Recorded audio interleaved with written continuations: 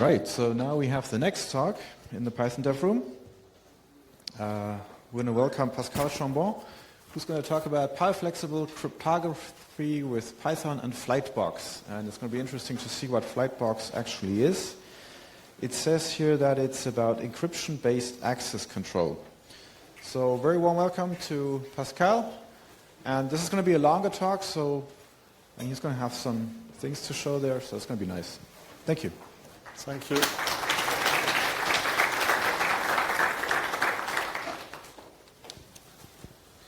Hello, everyone. I'm happy, I'm excited to be here to talk with you about these little things. So we are going to discuss powerful and flexible cryptography with Python, of course, on something we call Flightbox. You probably don't know because it's all new and not famous yet. So I'm Pascal Chambon, I'm from France, in Lyon, and I am here not as just a freelancer, but as a dev of the Witness Angel project.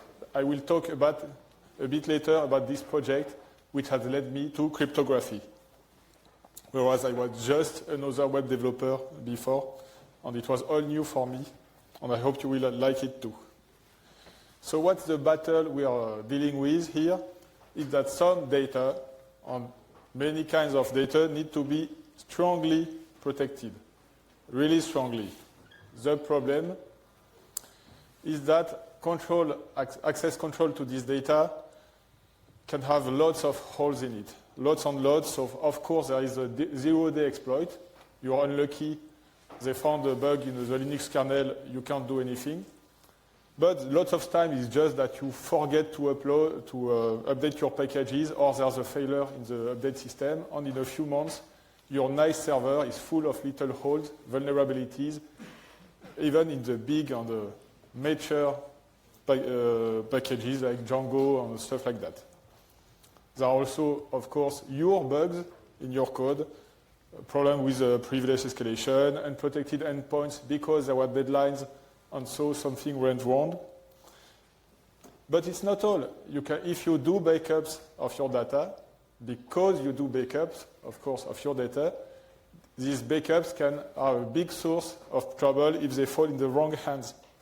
So they must also be protected. There are also pirates, your credentials stolen because they are on a post-it on the screen. It happens in lots of societies.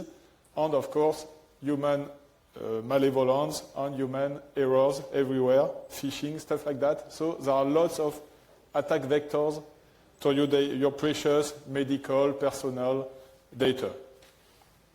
So we need something better than that.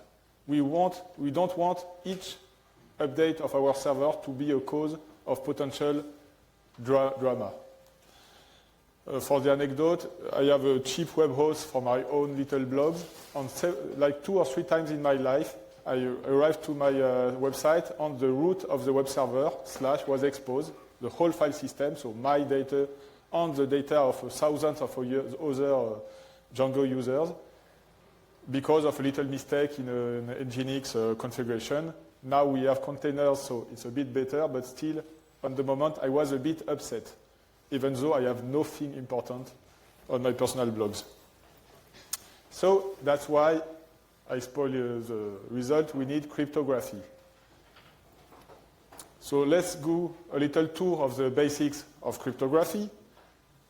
Encryption, of course. So we use what we call a cipher, a cryptographic algorithm, to transform a plain text content.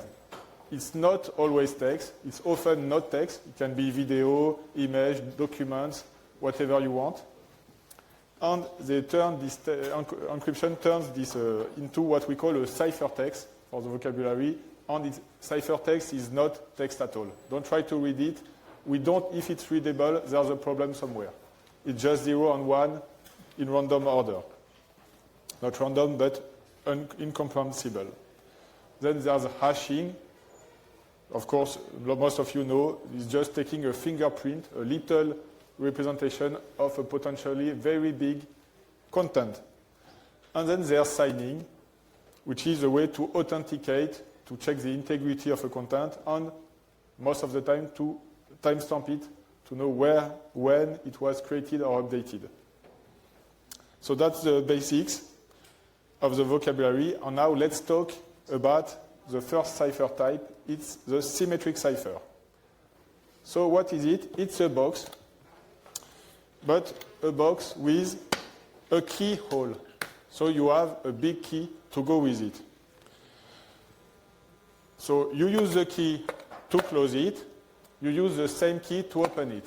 That's why we call it symmetric cipher. This key is supposed to be 100% random in symmetric cryptography.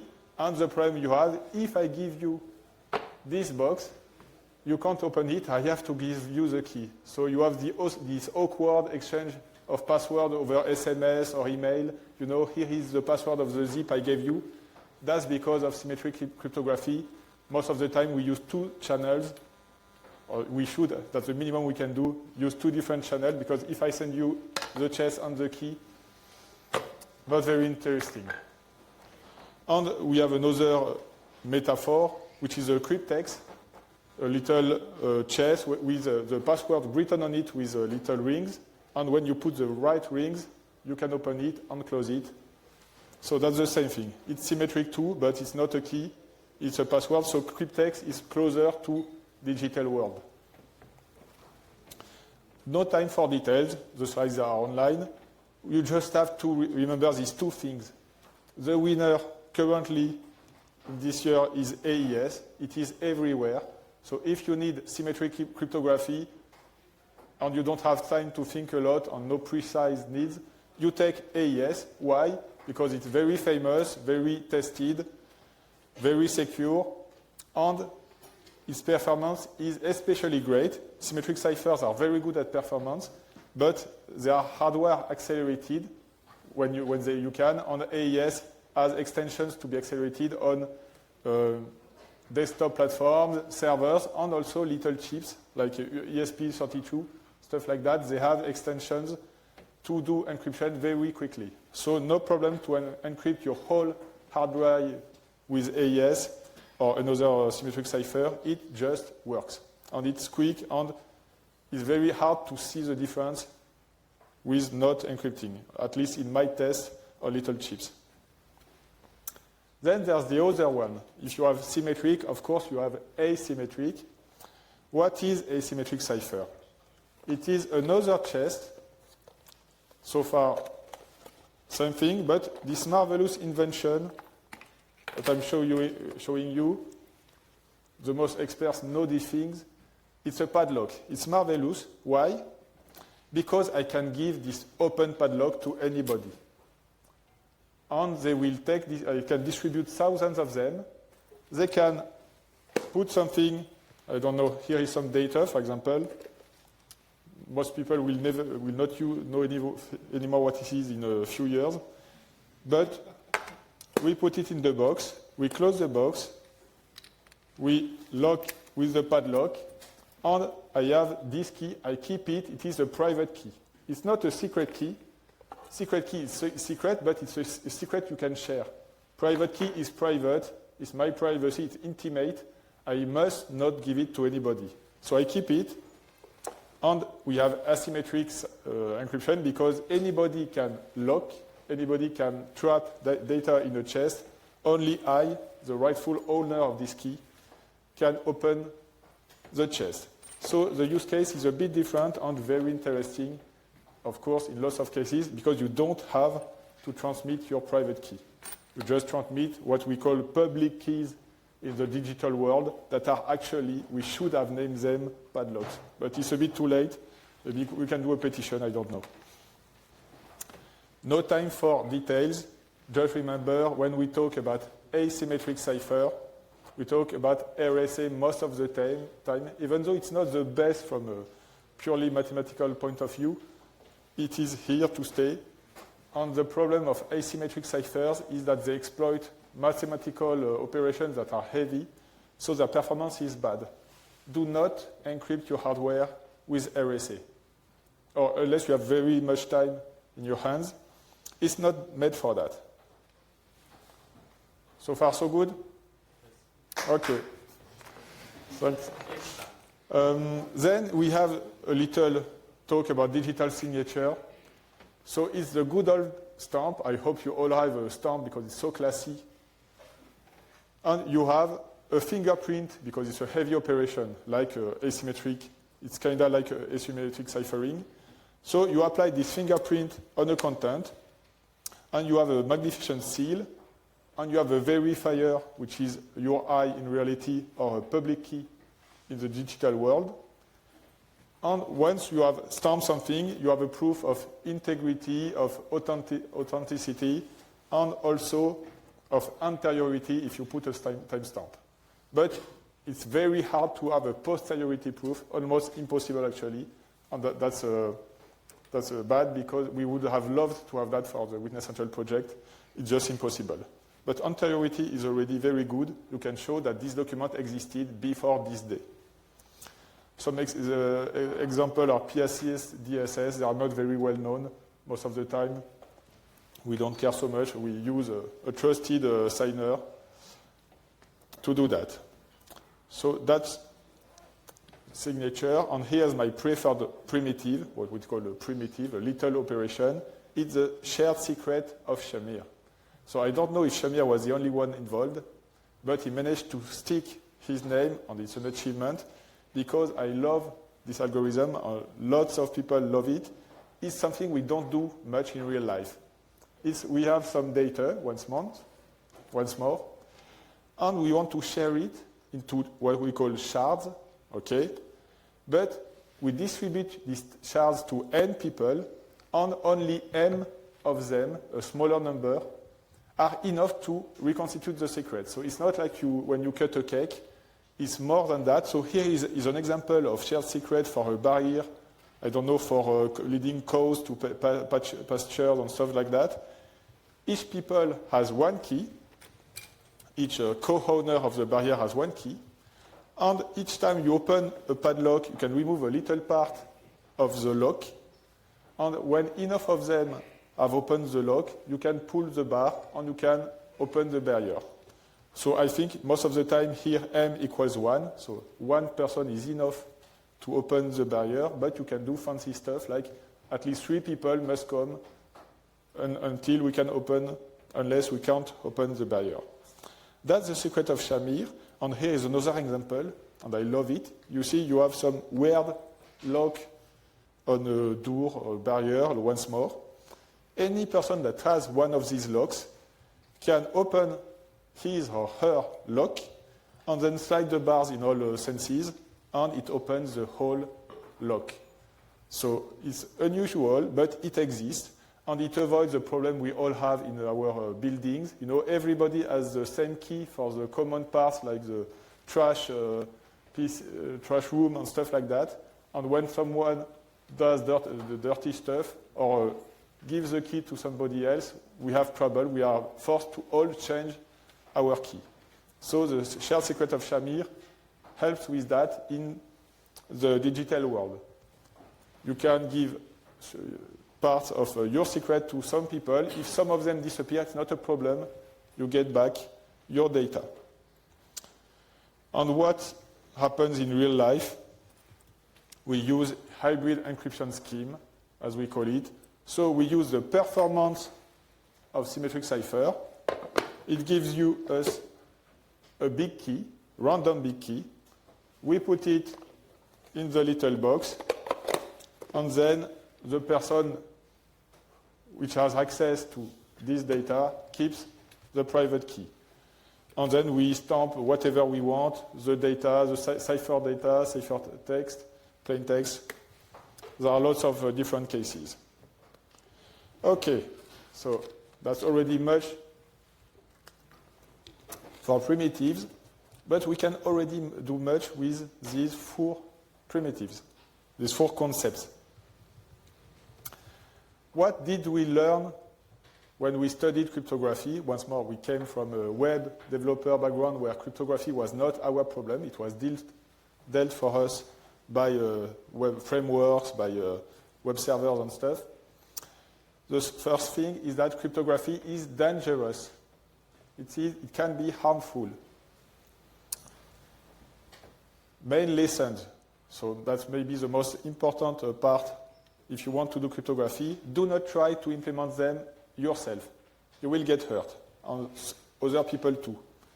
Just trust the big experts, the big libraries, PyCryptoDome, the maintained wide, of course, Libsodium, OpenSSL and stuff. They are not perfect, but they do much better than you will do yourself. Second point to know, the order of operations is very important. So even when the primitives are strong, if you mix them up, you can have useless results or bad results. And in this case, all I found was reading and reading and reading blog posts and articles on Stack Overflow posts to understand if I had to sign before or after I encrypted. Very important, do not use the same key for different purposes. For example, my RSA key, if I use it to encrypt and to sign, I have just given my key to my enemies. So that's a very bad situation. Same thing for what we call initialization vector, nonces, that are values that are supposed to be used once and only once. Most of the time, and even if it's not mandatory, do it. It's so cheap that why not? Why not do it? Of course, when we talk about randomness in cryptography, it must be really random. So don't use a random source, if I can say that. Use a cryptographically proven source. On our desktop, it's not a problem. Really, our operating systems do a good job finding randomness with the hard drive and the CPU lag and things like that, on the audio, the microphone. There's a randomness everywhere, what we call entropy everywhere. But if you're on a little chip, on an embedded device, it becomes a real pain. And there are devices for that, devices that just create entropy, randomness.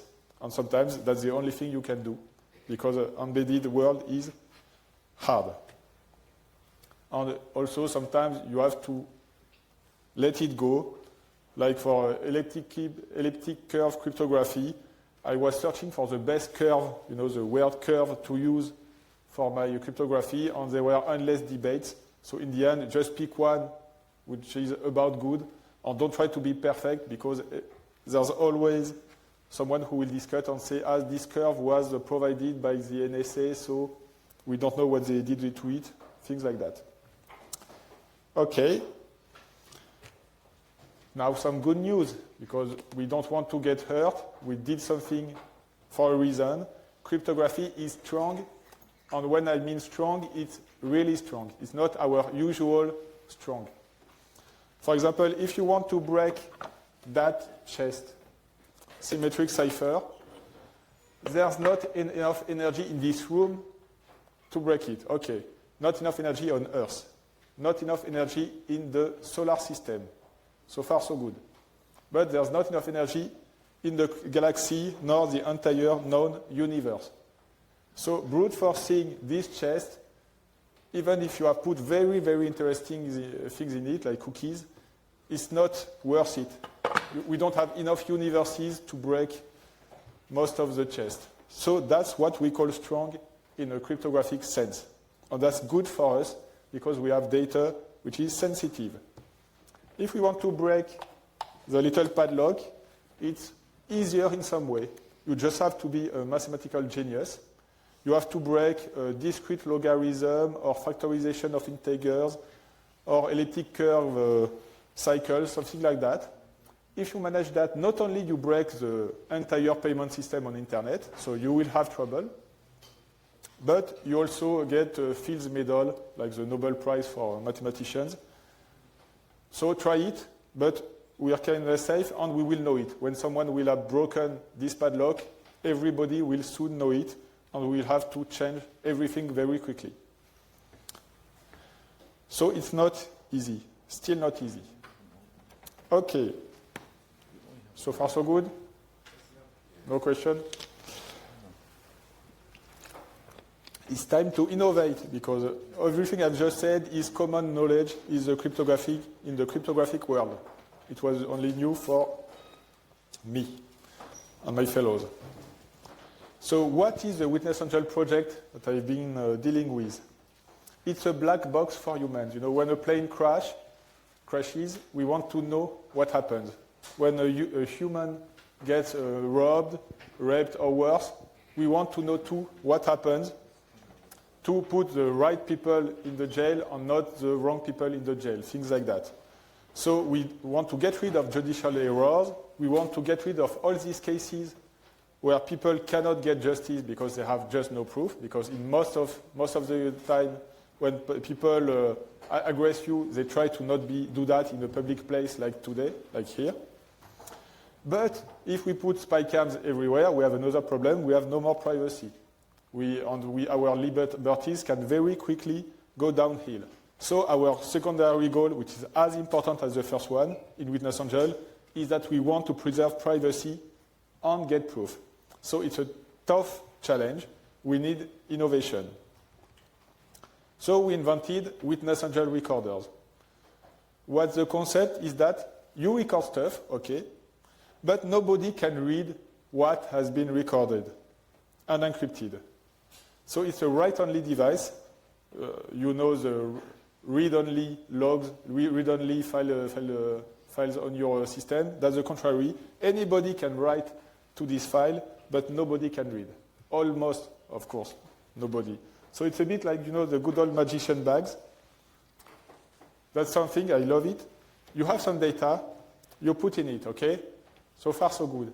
But you cannot have it. That's the fun part. So my data, what do I do? So we have both security and privacy, okay? We have what we call a revelation. So I will have some of my key guardians, my trusted third parties, my mentors, here to grant me authorization because I have been robbed, by example, on the way home. So I need proof of who, and to bring to the judge that someone robbed me. So I, of course, must grant authorization because I am the victim and I am the owner of the data in here. The key guardians, at least 3 of them among 5, must grant authorization. We need redundancy because some of them are in vacation, some of them have lost their key, their password. It occurred a lot of times to me and my key guardians. And we have a special case. If I get murdered, I hope not, but we never know. We have a special assembly of wise people, and 6 of them, among the 6 of them, 4 of them must say, okay, he has really been murdered, so we have this special right to access his private data. So when we do that, we recover the data. Only in this case. Only that data, not the other CDs that are here, only the data of 1 hour before I was murdered, something like that. And here I present to you, meet Shivi, the little mascot, little symbol of our project. It's so cute because it's harmless. It can help you. It cannot betray you. It cannot leak your nude files, things like that. So it's a big technical quest, of course, because we want a high security level, lots of different ciphers, because if someone breaks RSA, we want to be safe anyway. We want multiple key guardians, what we call. So some of them must be mandatory. They must give their authorization like myself. And some of them are optional. A certain number of them must say okay. But not all of them. So we are thinking about creating EBAC, which is encryption-based access control. We know role-based access control or relationship-based access control. There are lots of conferences on that. But here we want permission to be based on something very strong. So it's not very flexible in the sense that once it's in place, it's hard to change it. But at least your data is very secure. So we have begun the reflection. Let's begin by chaining symmetric and asymmetric cipher. So what we call chaining is just, I have a chest with a CD in it, or USB key. I put it in another chest. And I close, and I lock with my big key or my padlock. And it's a logical AND, because you need both keys to access your data. And it's like the Matryoshka doll, the nested dolls. You can put as many chests in as many chests as you want in the computer world, at least. And it's an easy way to chain our key guardians. So that was the easy step. And we were a bit stuck how to do a logical OR. I have already spoiled the result. We go back to that dear Shamir, and we use the shared secret algorithm. We shoot a threshold, like M, and N, a count N of key guardians, and we split our key into as many parts, and we give them around. And then we have different cases. If M equals 1, if any key guardian is enough to open the chest, then we have the logical OR we wanted. If M equals N, it means that all key guardians must give their shard so that we can open the chest. We have another kind of OR. So we don't even need the nested chest. Shamir can do that too. And if M is strictly between 1 and N, it's the shared secret. So something unusual, but very, very important for us, because it's securing the data and still having a workaround in case of disappearance of one of the key guardians. Let's wrap it up. Let's put it all together. So our data, where is it? It's here. It will go through several symmetric ciphers, because that data can be very big, can be petabytes of data. We can put it in here. Then we take the key on the part of key, the shard. On each of them, we will recursively make them go through symmetric ciphers, asymmetric ciphers, shared secrets, and etc., etc. And at every step, when we want, we can timestamp stuff, authenticate stuff. That's a separate operation. That's what it gives. It can be a little scary at first. We have a cipher tree. So our clear text here goes through AES and ChaCha20, which are two symmetric algorithms, and becomes a ciphertext. That's the easy part of the pipeline. It can be very quickly done with little chips. They can stream the data and encrypt it and put it on SD card on disk. And here is the funny part of the algorithm. It is, for example, the first AES key that was created. I have protected it myself, me, with my RSA identity.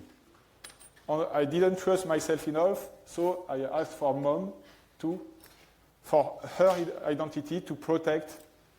And so we have two nested chests, mine and my mom, to protect the first symmetric key. So that's done. We have one layer of security, which is already quite strong. But that's not enough. ChaCha20, which is a byte stream encryptor, has given another key. And this time, we want to rely on trusted third parties, key guardian. So we encrypt that key through AES in mode AEX. And it gives a shared, we split the resulting blue key between John and Jane. Then we use AES in mode CBC, and it gives a key that we encrypt with Jess. And then the initial key, we make it protected by Jill. So it's a bit complicated, but in the end, we have 6 key guardians, me, my mom, and the 4 other people, that we are all protecting in different ways the same secret. Now, there's a little thing a bit weird. Why? Me and my mom, we just stacked our chest one in the other. Why didn't we just do that for John, Jane, Jess, and Jill? Why did we complicate ourselves with other symmetric ciphers, here and here? That's a bit weird. There's a reason for that. It's a bit just a trick. It's just for ergonomics when we decrypt. Because me and my mom, we have a problem. We have nested our chest. So when we want to decrypt, my mom, if she's in vacation, I must wait for her to come back and open her chest, and then I can access my chest and open my little padlock, which is in it.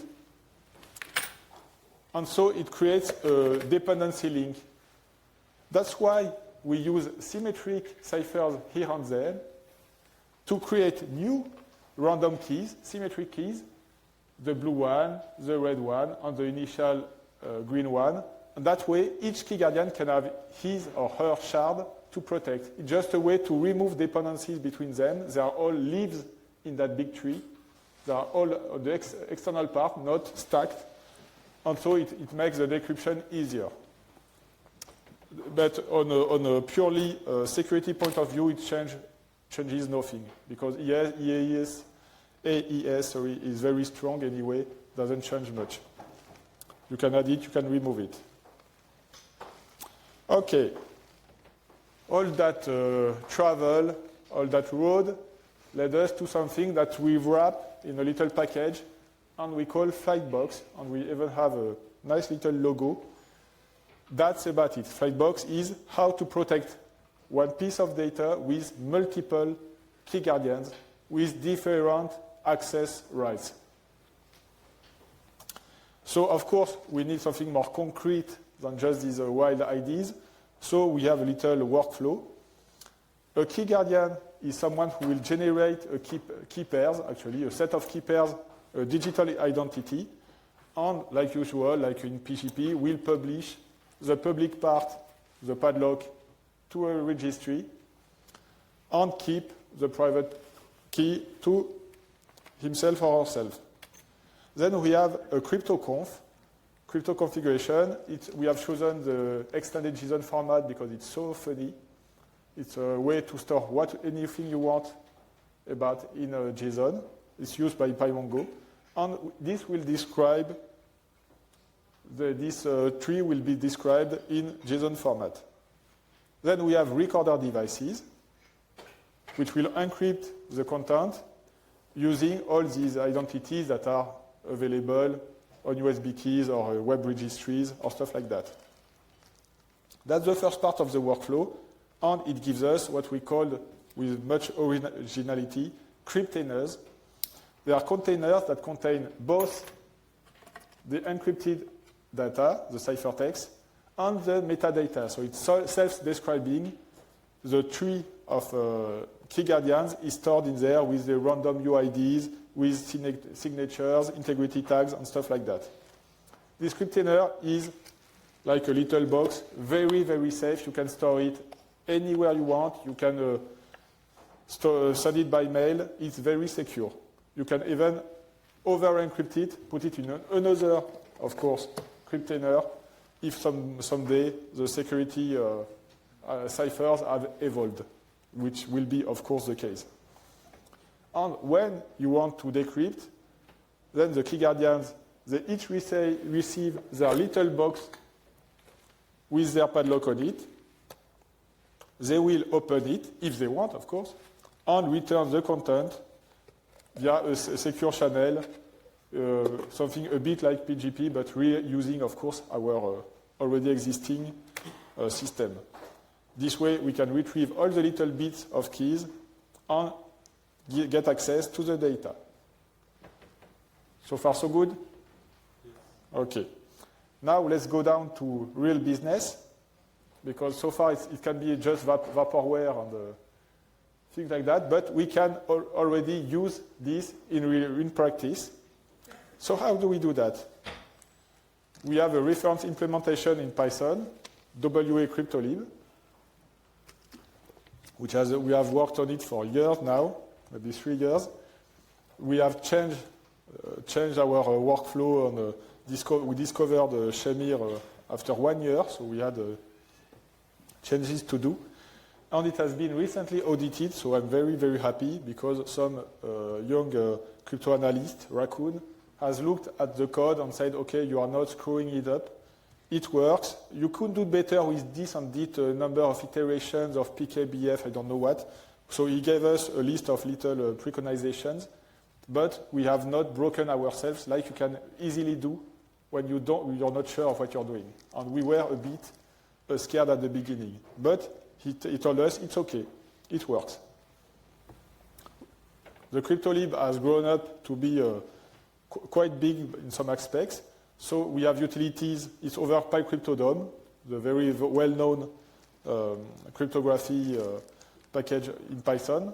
You can, of course, generate unserialized keys in the PEM format that you already use on Apache, Nginx, and stuff like that. We have some utilities to manage identities of key guardians, to group them, to query them. We have the support for USB devices because it can still be considered a safe way to transfer stuff when you really don't want anything to be online. We have a little JSON RPC client with a custom exception translator that I'm very proud of. It allows us to communicate with our server and see the errors very easily. And we have lots of sensor tooling, so it was more complicated than I thought. When you have to push or pull data from camera, microphone, GPS, it's always different. No sensor works the same.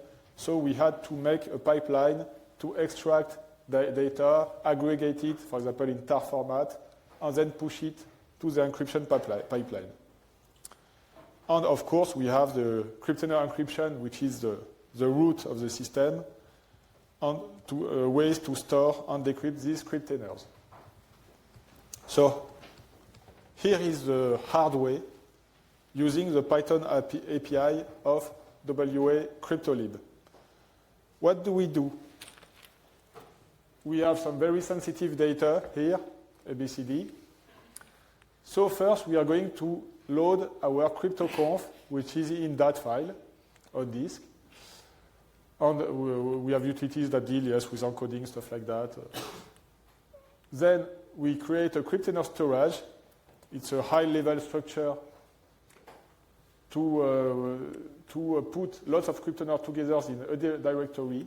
And we give it what we call a key store pool, which is a set of key guardians, actually.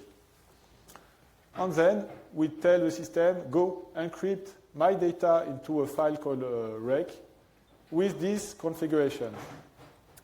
And if it succeeds, and it should succeed unless some key guardians are missing, then you have your Cryptener.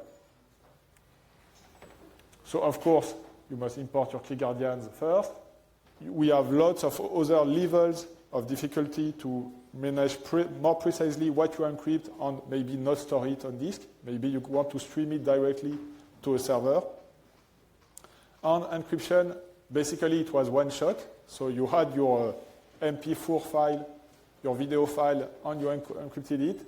But when we did some tests, of course, on Raspberry Pi, it was not happy with gigabytes of file for some reason.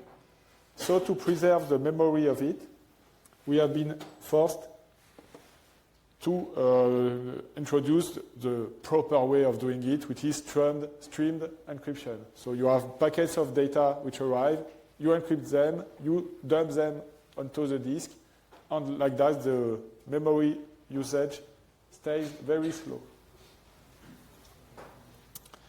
But API is only for Pythonians and Pythonians that want to dig this deep. So we have a command line interface since last year.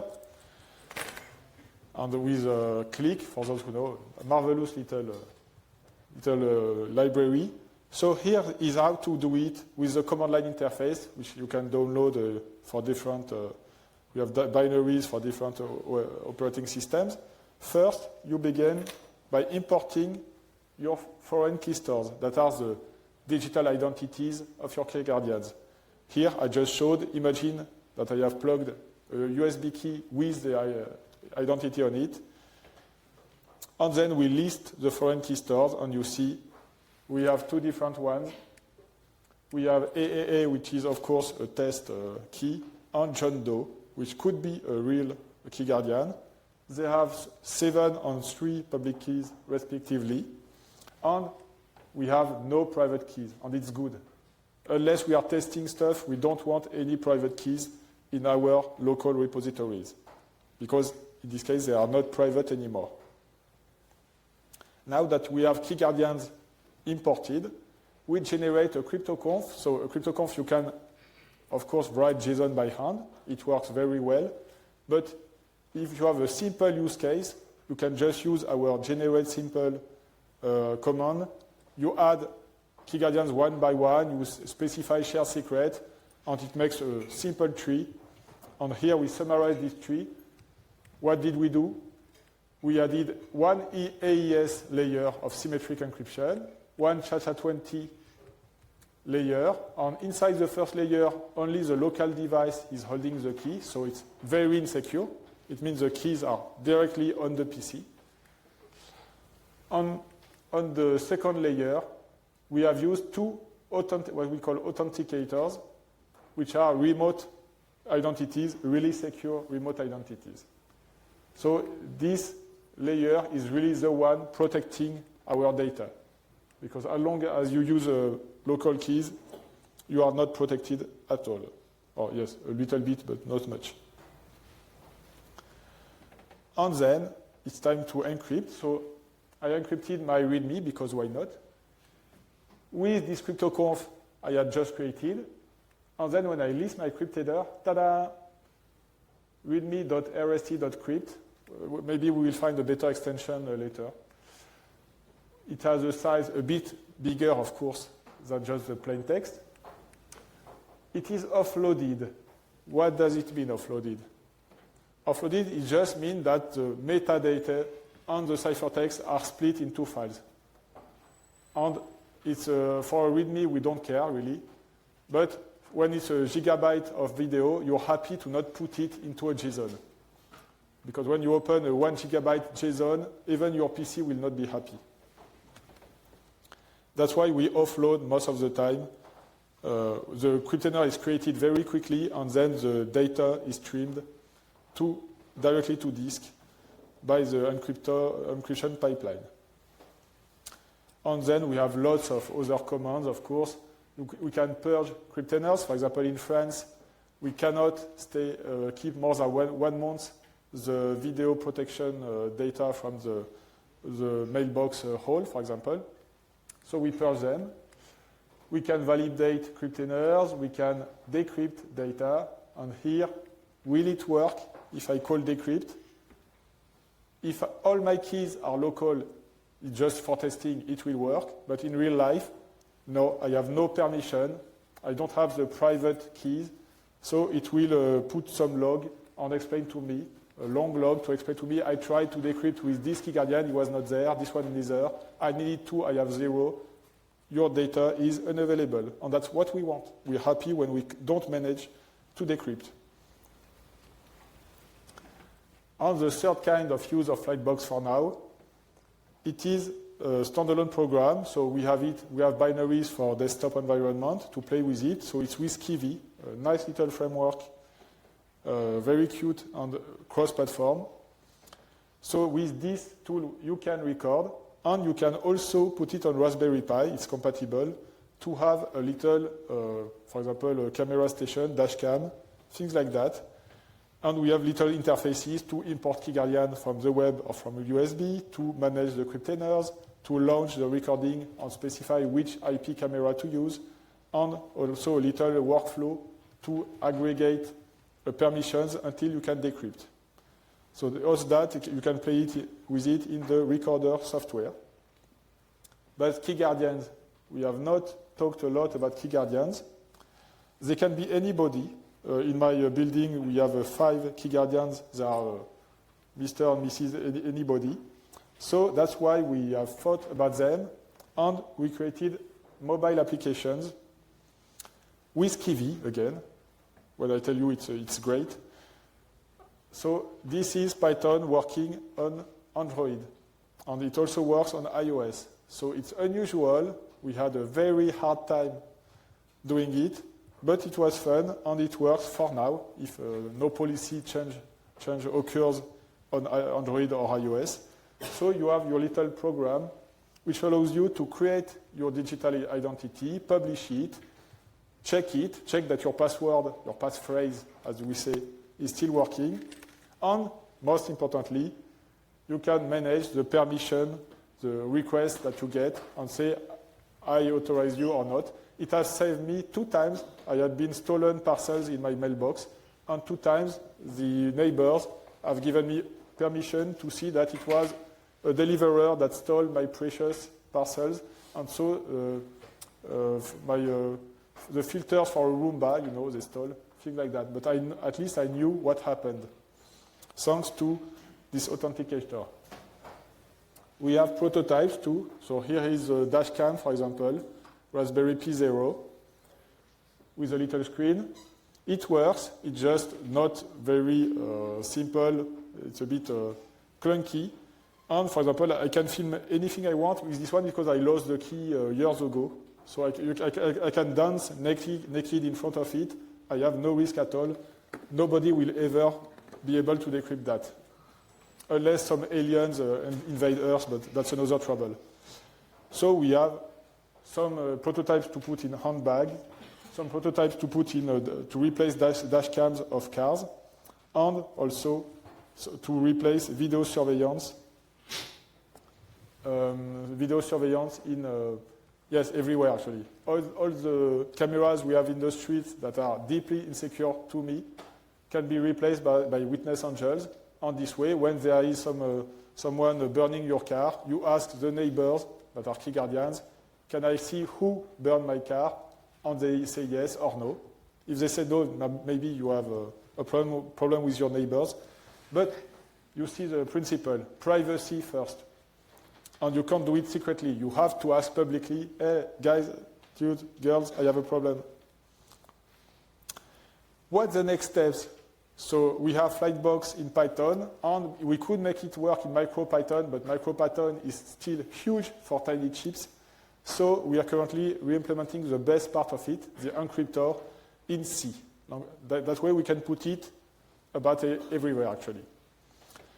And we have a huge challenge because we want to do a portable Chibi, a little familiar, a little pet you have in your pocket, you have on your jewel.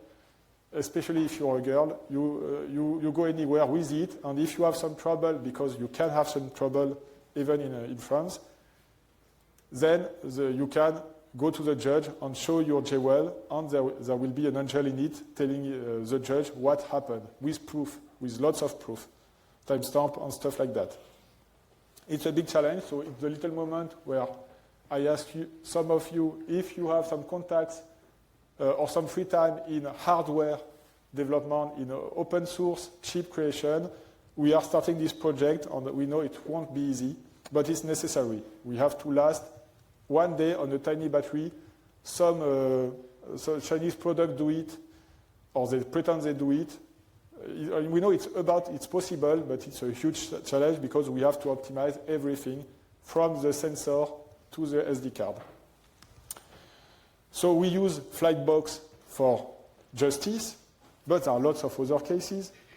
You can use it for protecting your credentials. That's HashiCorp does it with the vault. They have a vault when you have to output several passwords from several persons of the enterprise to access the server credentials. Same thing for your couple or family photos. You can decide that me and my wife, we both have to input our password from very sensitive documents that I could give if I had a gun on the head. But she would not be there. She would not have the gun on the head too, possibly. You see, double security. And also, we can replace file transfer systems with Flightbox, a little Flightbox. No need for thousands of key guardian. And there are lots of businesses probably to do about it. We just don't know them. So if you have idea, go take it. It's open source. And make money with it.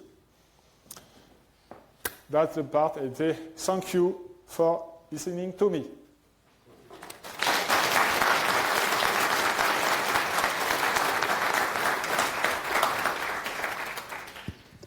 So thank you very much for the really interesting talk. So now we all know what Flightbox is. Are there any questions?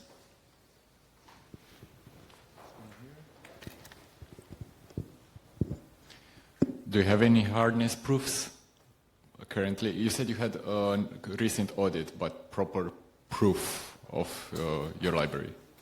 You mean certification? Not exactly, but cryptographic hardness proof, like some publication that people can analyze.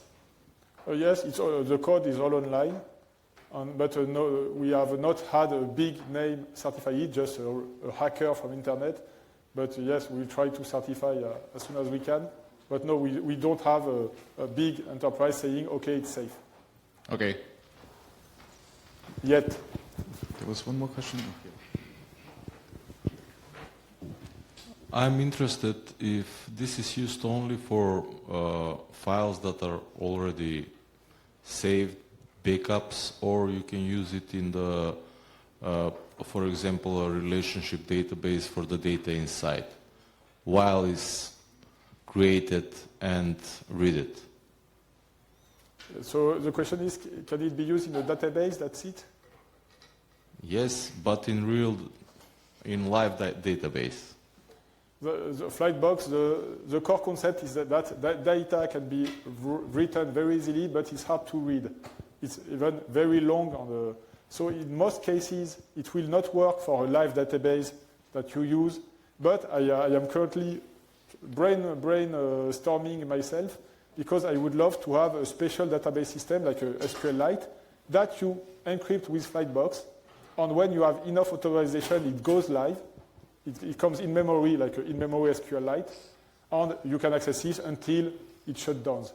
But it means you will be granted access temporarily to a live instance of your database when your neighbors and your boss has said, okay, you have 1 hour to do stuff with the database, and then it's gone. But it's a very specific use case, yes. We cannot use it on your live high HDD or live database. Thank you for your presentation. It was awesome. Nice examples from real life, like logs, chess, paths. It was very awesome. My question is half psychological, half technical, because we living in a very dynamic life. I mean the relationships, and I would like to ask how looks like the process of management of the accesses, how to add new angel, how to remove angel. So yes, about the management of these permissions, actually, that's the hardest part. That's the hard part with Flightbox, because it is meant to be, once data is encrypted, my neighbor was unhappy because he wanted to reset his passphrase. I had to explain to him that there's no reset, because nobody can recover the data when he has forgotten the password. So we can easily add over-encrypt and add key guardians. If we want to remove or switch, we have to decrypt everything, or at least this layer, up to the layer, and re-encrypt. And there are homomorphic encryptions. There are things that look very promising to modify, but I don't know them well. I know there are some researches on things like that, but for now, and for maybe for a long time, the only option will be to decrypt and re-encrypt. More questions?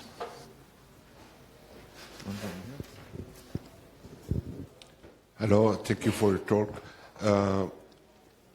Looking at your hardware devices like safety camera and protected with Angel, my question is if you do something to protect the channel from the camera before it gets encrypted, because an ST actor that have physical access to the camera can snitch on the bus. Yes, so there are lots of aspects we are thinking about concerning, the hacking of the device. So there are lots of ways to hack into the device, but it's much easier to buy a spy cam on the internet and wear it. So the spy cams are already there. You can already use them, and even you could fake that it's a Witness Angel. That's a problem we are thinking about. That's why we want full integration. That's why we want a Witness Angel chip that contains the camera sensor, and even that signs with a trusted platform model that signs the frames as they go by, because now that we are in the era of fake news, anybody can indeed create a video of you saying or doing whatever he wants. And we would like Witness Angel to be a countermeasure to that by having devices that have their own signatures and that show that they are well taken by Witness Angel. Of course, there's always a simple solution to film, a screen showing a video of fake data. So it's a problem that for now nobody has resolved, but we can go as far as we can. And the farthest we will go is having our own device with all integrated, and if you try to open it, it explodes. That will be the goal. Okay, thank you very much for the talk. Give him a round of applause, please.